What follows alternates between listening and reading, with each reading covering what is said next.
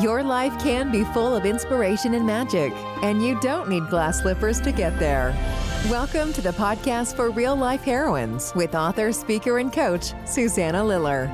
Join us as we work with key elements of personal development to assist you in hearing the calls that life has for you. Be inspired, be empowered, and be encouraged. Let's start today's episode with your host, Susanna Liller.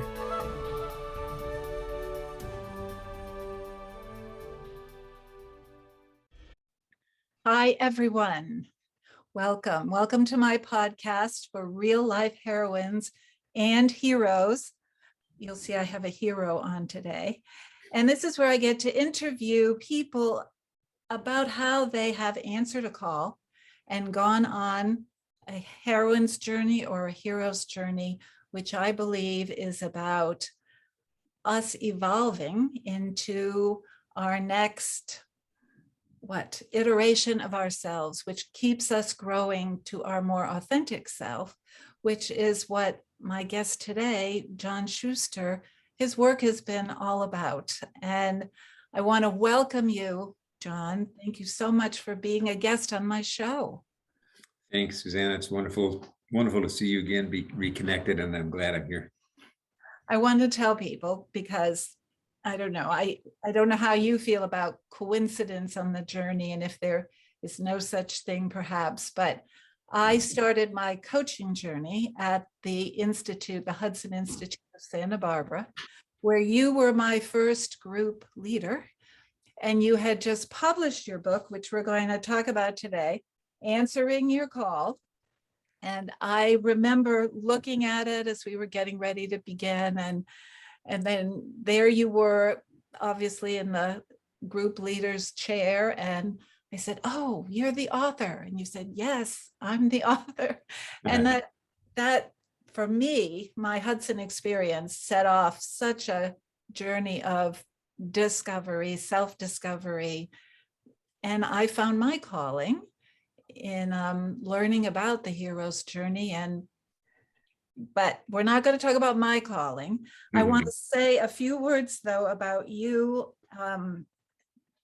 You are an author of several books, I think 4 or 5, not just Answering Your Call. Executive coach and teacher, over 30 years of helping leaders, most specifically helping leaders on their journey. And I want to read from your website, which is johnpschuster.com, because I think this really says it. Your work, which you say takes many shapes and directions, often includes the profound and not so easy process of assisting clients to tune into the essential person, the original self that lies underneath all the learning and acquired competencies that they have acquired on their leadership journey. The original essence does not have all the answers, but it better be consulted before any major decisions or directions are put into motion.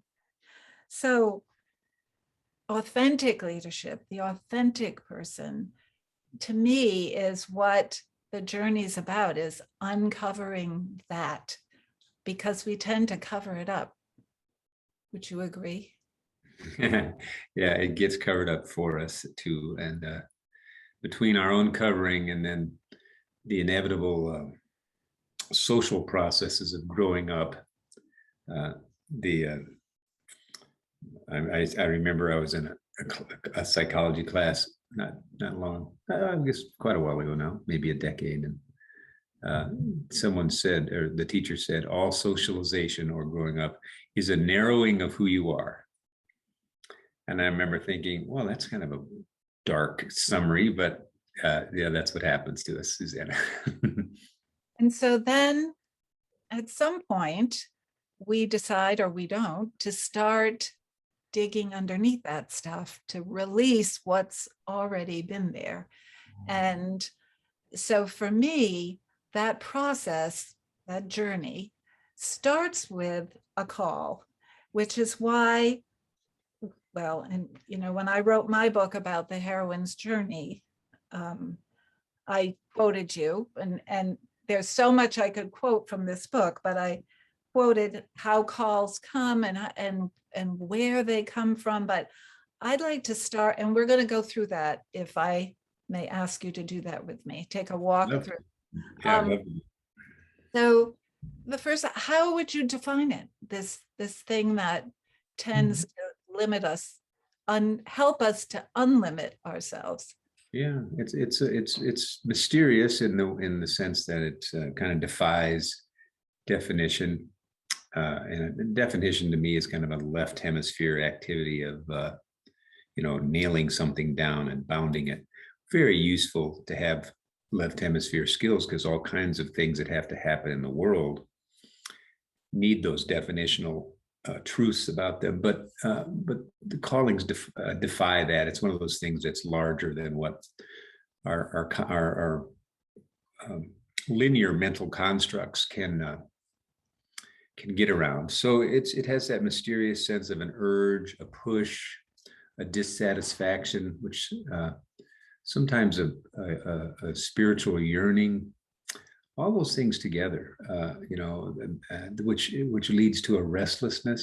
There's a great line from Rumi that said, or Hafiz, I forget which of the great Persian poets, that says, "The body will become restless until the soul paints all its beauty on the sky." and so when I have a anxious, sometimes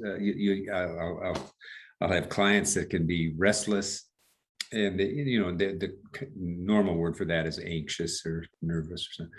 But there's good restlessness, in terms of what could be going on. So.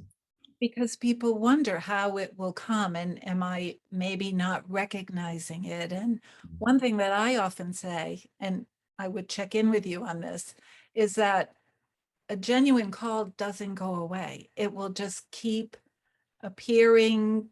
That feeling will keep coming. Would you agree? Oh yeah, it's annoyingly persistent. Maybe not always annoying, but it sure doesn't go away. So it will be, as much as you push it back, which of course, one of my heroes is Joseph Campbell, and he labeled that refusal of the call. Yeah. Very much what we do, and I certainly have done it, and we just keep, no, that will be too hard, or I can't do that, and we push it down. Yeah. Yeah, absolutely right. There's that great poem, Hound of Heaven. As that, excuse me for being poetic here. This will pop out. These things pop out of me. But I fled him. He in that poem, Thompson personalized the call. He calls it a hymn. It's pursuing you, and it says, "I fled him down the nights and down the days. I fled him down the arches of the years. I fled him down the labyrinthine ways of my own mind." And so you can flee this thing, but it keeps persisting. Sometimes I think then we get a wake-up call if we don't listen. Do you think like something more shakes us? Mm-hmm. Yeah, well, it's not uncommon for people to have big positive events. It's, wow, kind of, there can be big negative events that rattle our cages. And basically, to use some psychology language, your ego structure is being challenged, because it's all about control and predictability. And when it's getting challenged, those are the wake up calls. Yeah. And I would think too that sometimes you perceive the calls as happening to you, not coming from within. But I think even those come within. Coaching client will come and say, "I hate my boss, I hate my job, I have to get out of there." And then the next thing you know, they've been fired or laid off. So it's sort of, yeah, be careful what you wish for. That was your call, to get you out of there. Yeah. Yeah, that's right. Where do they come from? Great question. Part of the mysterious part of all this. Right. Because the human mind is so capable of levels of thinking, the answers to that question, or the responses to that question, can be multiple, Susanna. But I think there's a biological urge within us to excel. It comes out of a sense of excellence sometimes. It comes out of society. Society will early on get young kids to think about service and how can you be of service to this world? I went to a Jesuit high school for a while, and it said, or the Jesuits have men and women for others, for others. And so it can come from society, a great parent. Sometimes people miss that. Probably does not come from much of the culture, which will tend to keep us shallow. But the best parts of the culture, teachers, good relatives. So there's a sociological, a psychological, and certainly there's that spiritual sense, and that's where a lot of people put the word calling into a psycho-spiritual space.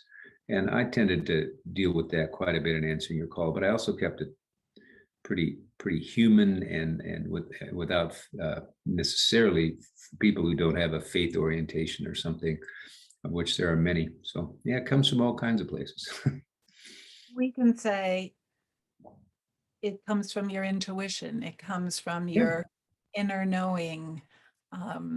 You don't have to say God or the universe even. Yeah, you can say a universe is useful. I mean, I think you can say higher self. Most people know that there's a instinctual self, more physically oriented, biologically driven, and then there's for many of us, spiritual, not religious, the SNRs of the world, of which there are millions and millions, are spiritual, but they don't have a faith orientation. But they would still recognize, and we would still recognize the word higher self. And then, of course, if you have a faith orientation, there's a whole nother direction you can take it. Right. So where they come from, how they arrive, maybe we've talked about that. For some people, it's a jolt, a positive jolt. Sometimes it's a bad experience, a nudge. Could be a very little whisper. It could be a bop on the head. My calling to talk more and teach more about the heroine's journey, I went to a lecture and fell in love with the whole concept of the hero's journey. I know that now I'm kind of remember, because I think you said you were in your 30s when you decided to become an entrepreneur. Was that a calling, and how did that happen? Mm-hmm. Yeah, it was. It was early. I was in my early 30s, actually. I was about 31, and I decided to start a business, and it was probably high risk, and I had no start, and I had to, what do they call it, bootstrap. I had to bootstrap, I didn't have any cash hardly or anything, and it just had a recent divorce with some kids, two sons to support. But I took my little bit of savings. I lived without a car for a while. I didn't have health insurance.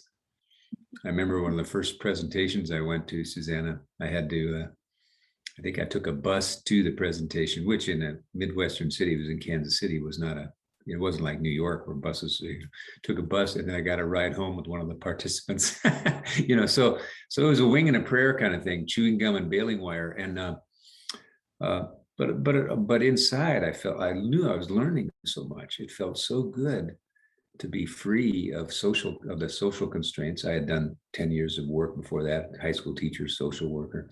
Had a really good run at the Environmental Protection Agency, by the way, for a while. Very green, very feminist place, and very fair place. The federal government was looking at fairness.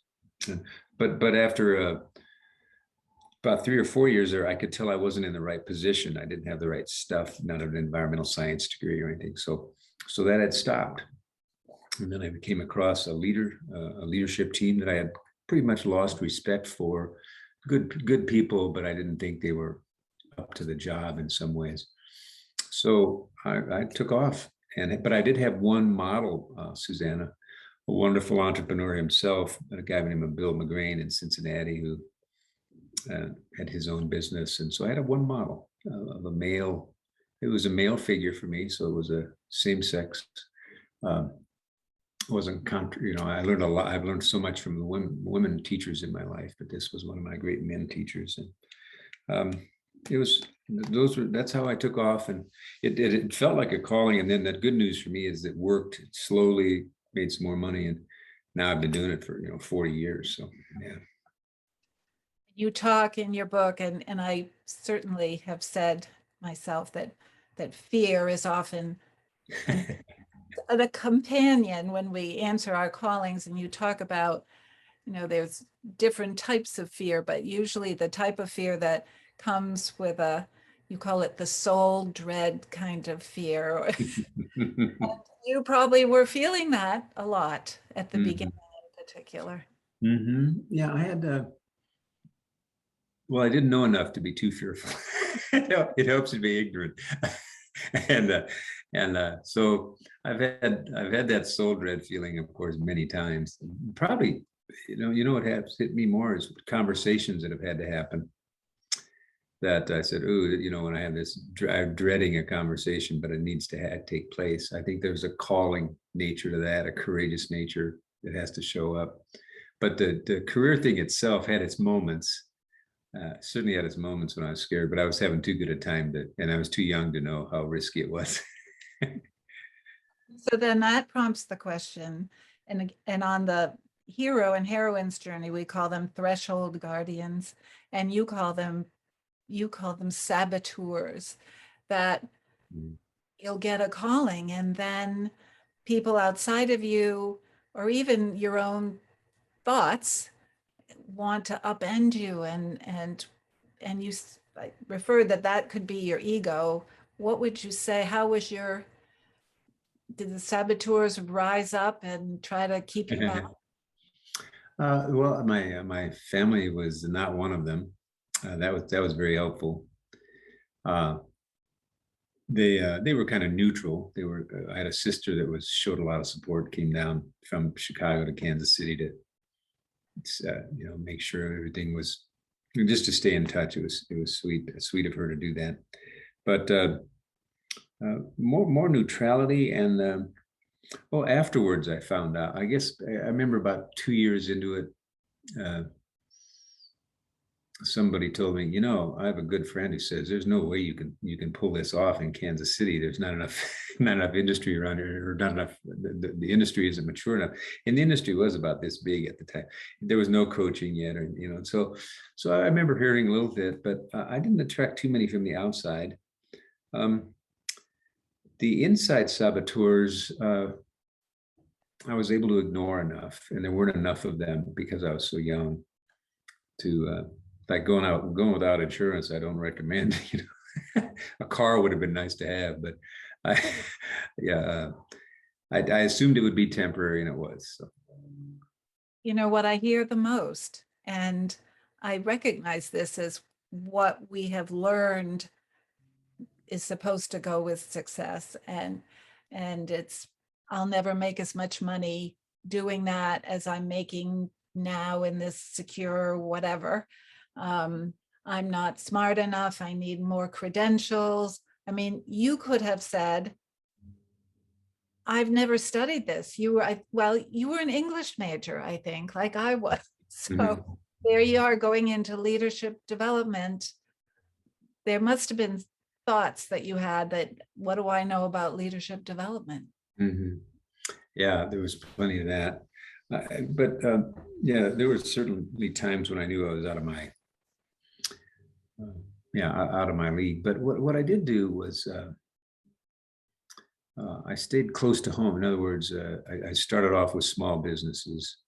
I didn't start off with the corporations that we ended up with some 10 years later, 10 or 12 years later. But so because it was like maybe that grace thing was happening or something, Susanna, because there were little opportunity, little windows. I'd see a little window and do a little something there. And then eventually it got big enough to support me and Patricia. We had, 10 of us in the company, and a lot of contractors. So, but we always took it a step at a time. And it started then.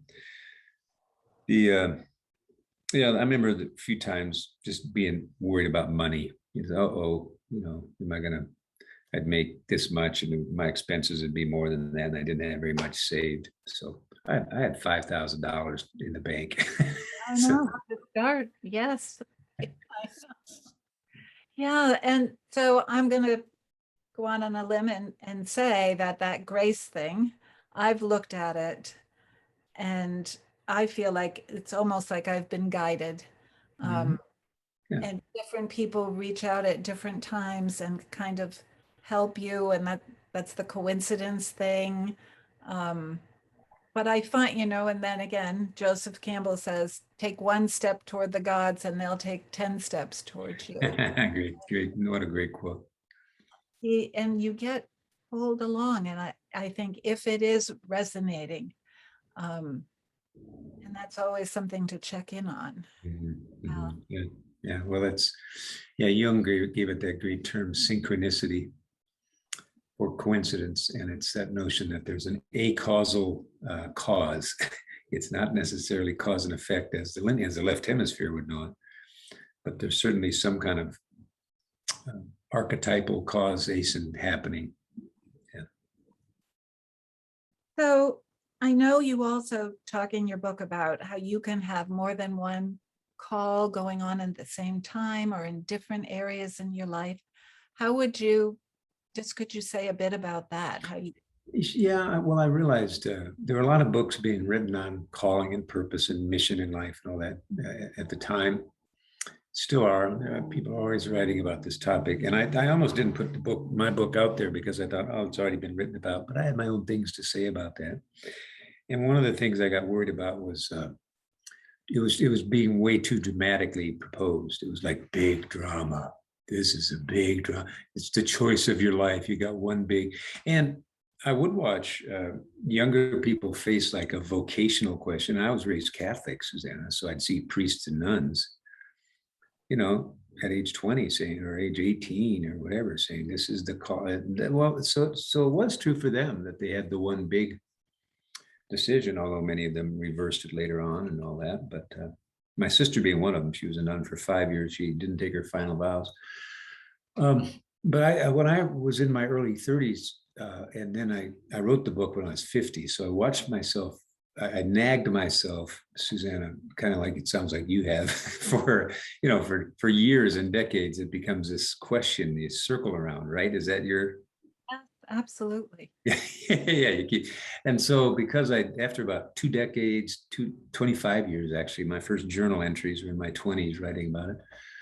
I decided I was ready to write the book. And what I had discovered was that I had showed up in life in soulful ways in many different ways. So I said, well, I didn't have one call. I had a call to parenting. I had a call to start a business. So the call to the marketplace, I called it. And I found lots of wonderful human beings in business. And so that made me think, oh, I could be a business person. I never had thought of that before. I found artists, there were artists who were pursuing, but they weren't always full-time artists. And so I thought, well, of course, we have multiple calls. And so I started thinking about it, and how I got influenced on that later, Susanna, was I started using the word soulfulness. And there's many ways to be soulful. And if you read Thomas More's Care of the Soul, of course, he doesn't use the word calling that much. He does, but he's more into go cook yourself a really good meal, really get into the food and the joy of the harvest, and look what the earth is, look what the planet has provided for you, and oh, let's go listen to some good music and hear the artists really pour that. So all these things became soulful. So as soon as I expanded to that topic, I didn't realize I was kind of bridging my way into what is a calling, what is soulful living, and there's certainly bigger spaces in there to play with. So really, and you talk about it in the book that it's a choice all the time of what will take you to a deeper place, a more soulful place, or to stay on a more, it sounds judgmental, but shallow level. But sometimes, and I talk about it as staying in your comfort zone. And I say, sometimes it's just perfectly fine to stay in your comfort zone and not have a call come upon you. Maybe you're just living for a while.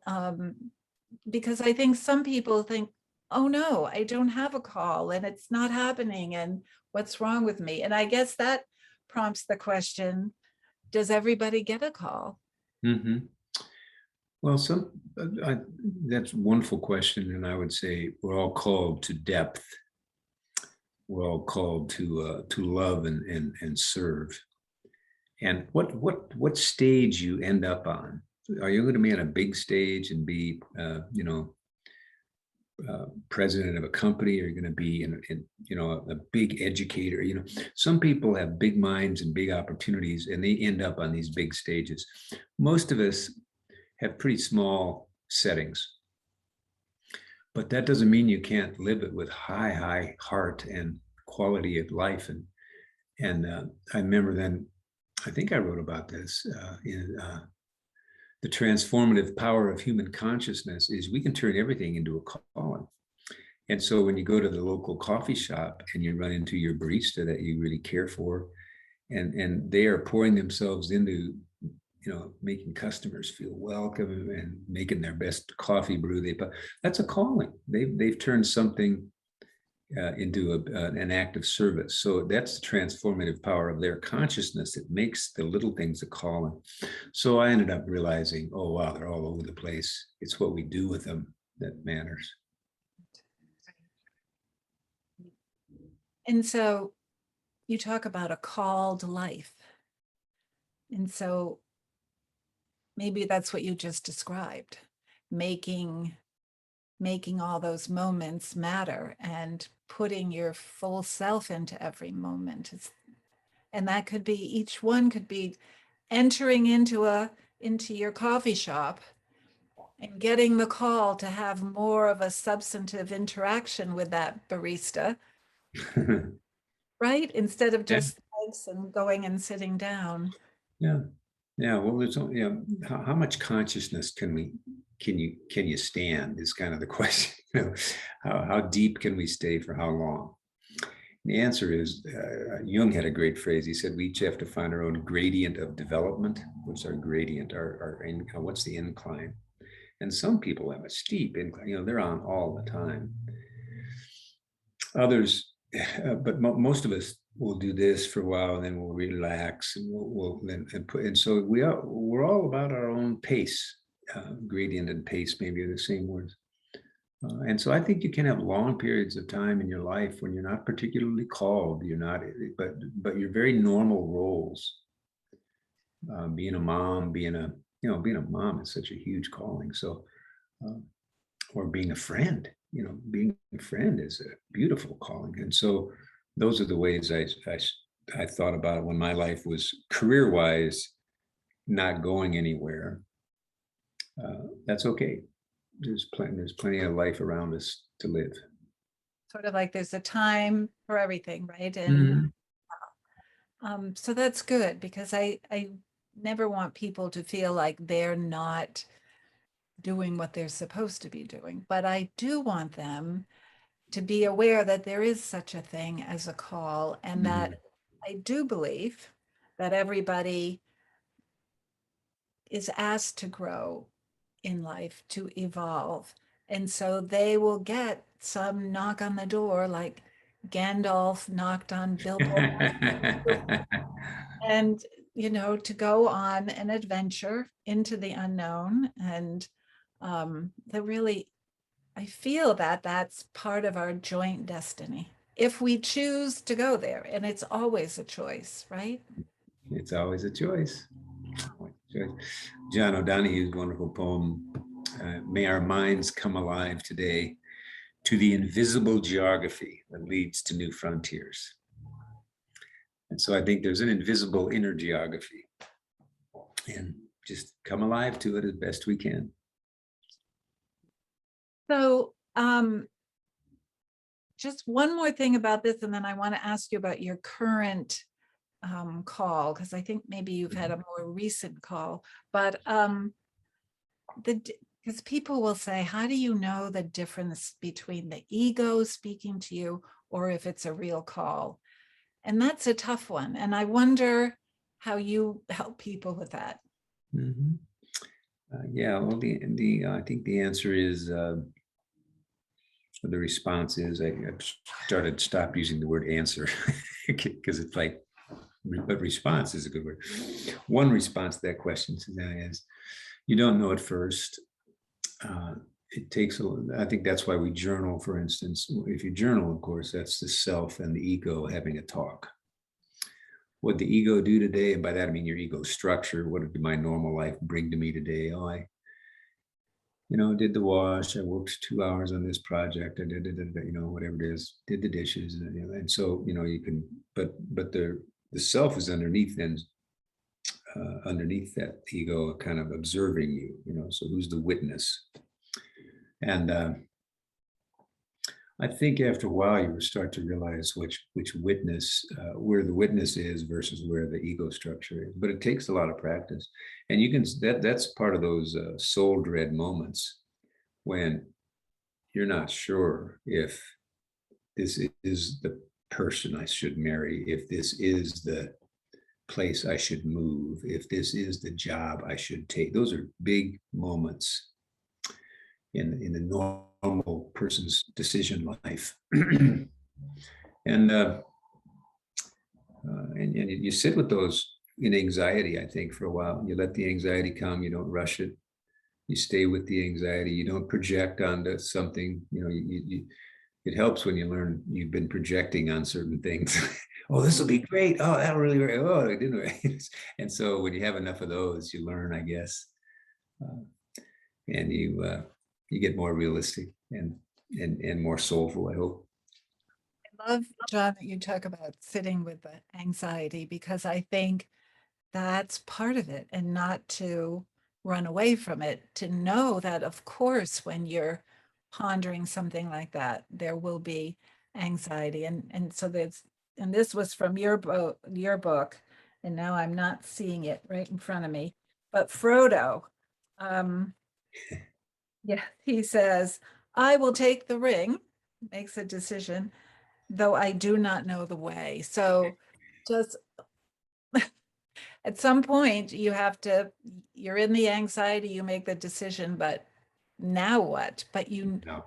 your soul or whatever has led you to that point. Yeah. And Yeah. the ambiguity, you just have to live in it for a while. Mm-hmm. Yeah. Mm. Yeah. James Hollis, the great psychologist with all those great books. He was one of my main teachers in the psychology class. He says, so there's kind of two paths. There's the security path and there's the adventure path. The security path, the price you pay for security is boredom and depression. The price you pay for the adventure is anxiety. Have a nice day. Right. So if you're going to take the adventure path, be prepared for anxiety, because you can avoid the anxiety and just go get depressed and bored. And of course, it's not that stark, but he's making a point. Making a point. Don't get too comfortable.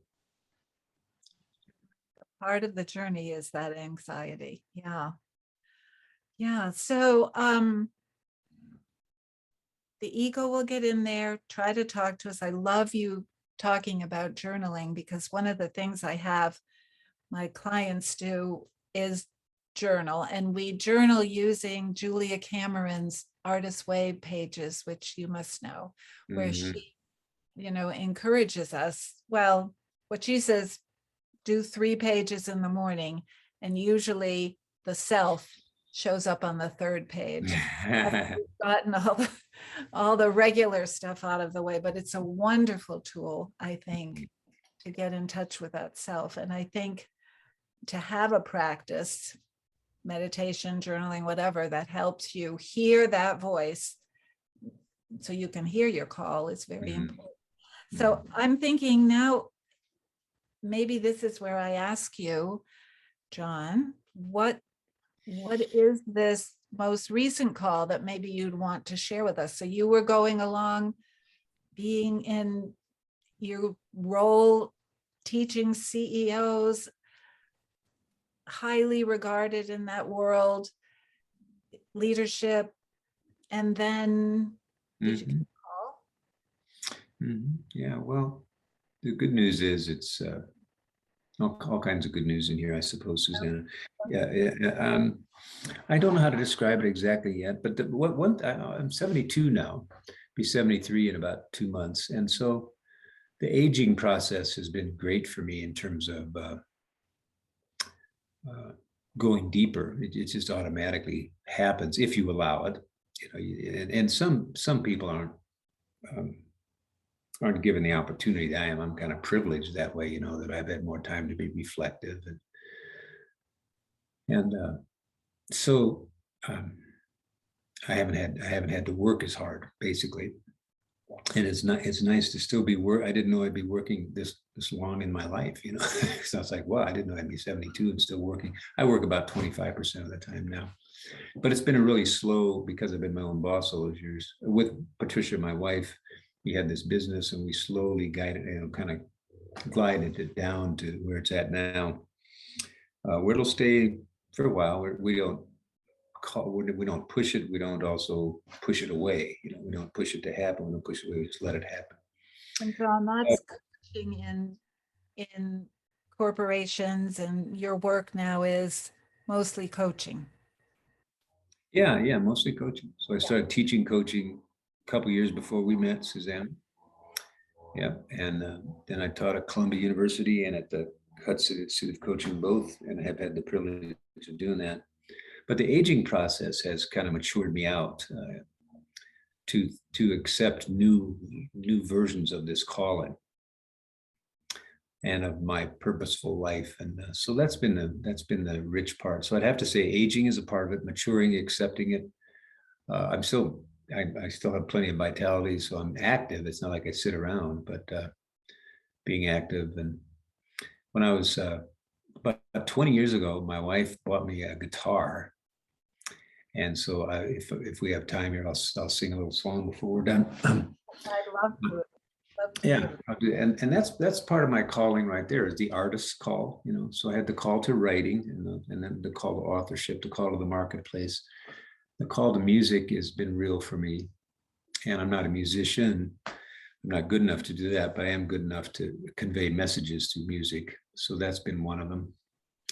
And then more recently, I've had to I'll say some of this comes from the polarity in the country, the sadness and the anger, kind of in this, what do we call it? I heard someone call it a cold civil war. We're in a cold war, but it's a civil war. And I've been watching this since I was 20 years old, and Vietnam was going on. The culture wars were going on. So the sadness of that and the fear that we may not make it as a democracy if we don't treat ourselves better. That got me thinking about, I had lots of opinions about a lot of things. I was reading, and finally I realized I think I'm valuing my mental constructs too much. And so I started doing more kind of contemplative combination of Eastern and Western. I have a Catholic background, so I have this real kind of a natural Christian orientation, but I've always loved the Eastern religion since I started studying them too. So I kind of get rid of my opinion, my opinion. And I thought it was really, to be smart was important. It's not that anymore. It's to be heartful. And I stay informed enough to be informed, but it's not like I'm pushing my mind away, but I'm also not feeding it, and with my ego needing to know this about this issue and this about this. Activists probably need to know that. I'm not an activist. So, yeah. So does that help a little bit? I can tell you more, but that's some of it. And I can absolutely relate, as somebody who's going to be turning 70 next month. And hey, happy birthday almost. And no, sorry, in November, not next month. And that need to know, reading the paper every day, front to back. Yeah, and wanting, so you're right. The mind wants to, and the ego wants to know everything, be on top of everything, and have opinions. Yeah. So sing us your song. All right, so good. All right, so if the guitar thing doesn't work here, I'll just sing the words. It's a song by Enya, and it's called Pilgrim. And when she sings her songs, she has about 32 tracks or something. She floods the studio with these beautiful echoes, and so I make a folksy version of it. But let's see what happens. You'll hear the calling nature of this beautiful song. How long it takes to stay at it. So be persistent in your calling. Make sure it's tuned right.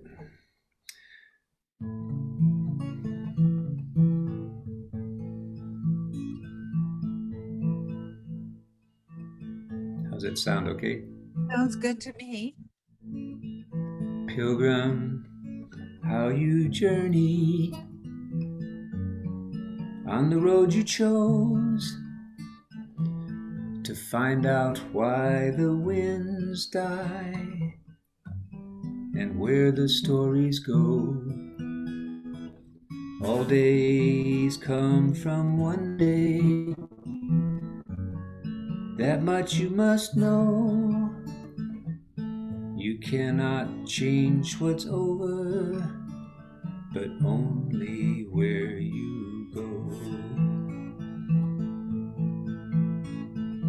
One way leads to diamonds,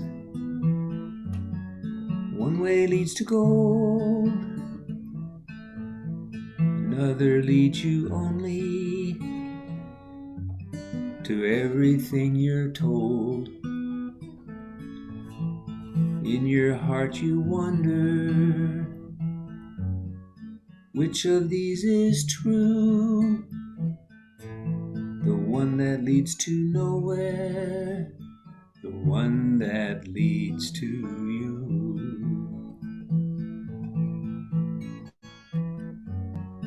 Will you find an answer in all you say and do? Will you find an answer in you? Each heart is a pilgrim. Each one wants to know the reasons why the winds die and where the stories go. Pilgrim, on your journey, you will travel far. Pilgrim, it's a long way to find out who you are. Pilgrim, it's a long way to find out who you are. Pilgrim, it's a long way to find out who you are.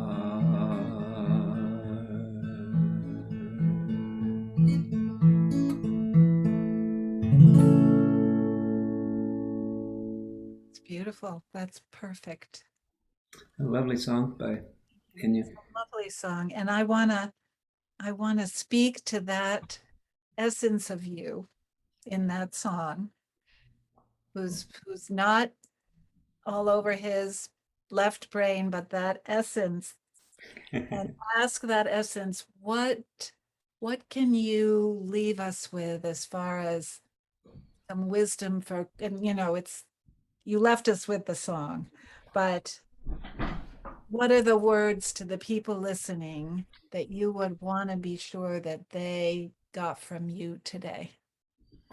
Courage, persistence, fun, joy, lighten up, love what's in front of you, take it a moment at a time, be in the now, witness, observe yourself and take yourself out of your whatever's going on. Take yourself, just witness all day long so that self has some space to work.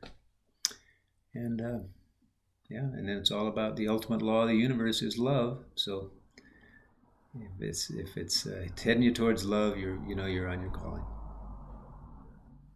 So that, John Schuster, is just lovely. And I thank you so much for sharing yourself and your wisdom and your journey, your pilgrim's journey with us. And I'll be very interested to see where that journey takes you. And likewise for myself, Susanna, I'm so glad we crossed paths again, and thanks so much for inviting me to be here. Welcome. Is there anything in particular? Certainly I'm going to have your website up there. Is there anything else you want people to know about that might be coming up for you, or how they can reach you? Yeah, that's great. Well, my LinkedIn profile is where I'm publishing my blogs these days. So, Okay. yeah, Okay. so that's all they need to know is they'll find me on LinkedIn and hopefully see more of me there. If they want to contact me, of course, be happy to talk to them. Great. And I'm hoping personally that our Hudson Institute of Coaching is going to have its normal conference, maybe, I don't know, maybe next year. Who knows? And then I can maybe I think see. they're talking about it. Yeah, Okay. wouldn't that be great, Susanna? That would be great, and I think they are going to do it. So, That would be great. I would give you such a big hug. So, there. great. Okay. Well, thank you.